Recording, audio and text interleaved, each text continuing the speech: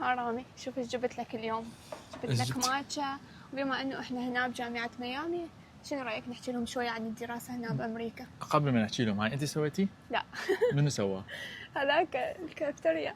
هذاك كافتيريا، والله عاشتيتهم كلش طيب. فاليوم نريد نحكي لكم عن 3 شغلات. اولا مدة الدراسة هنا، التكلفة، التعيين والرواتب. عندك فترة الدراسة هنا ايه تقريبا يعني 4 سنوات للبكالوريوس. إذا تريدون تسوون ماجستير قد تطول، حسب إذا طب ممكن 12 إلى 15 سنة، أو مثلا إذا تريدون تسوون محاماة ف7 سنوات. والدراسة هنا شوية أصعب من الشرق الأوسط، لأنه هنا يحتاج لك معدل تقريبا 70 وفوق.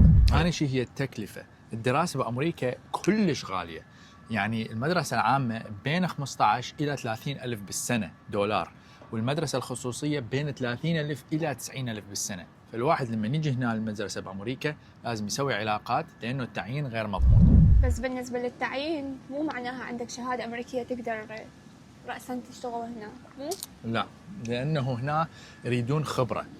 معظم الأحيان لما تتخرج أقل شيء 6 شهور إلى سنة بعد التخرج يلا تلقى وظيفة. الرواتب كبدائية ممكن مهندس 60 ألف 70 ألف بالسنة. فمن الأحسن الواحد أن يسوي انترنشيب، يشتغل وهو يدرس، حتى يسوي له خبرة، يسوي له علاقات، حتى لما يتخرج يكون الشغل عنده مضمون. وإذا عندكم بعد أسئلة عن الدراسة هنا بأمريكا سووا لنا كومنت وإحنا نجاوبكم إن شاء الله. وهسه حنروح نكمل الماتشة تي.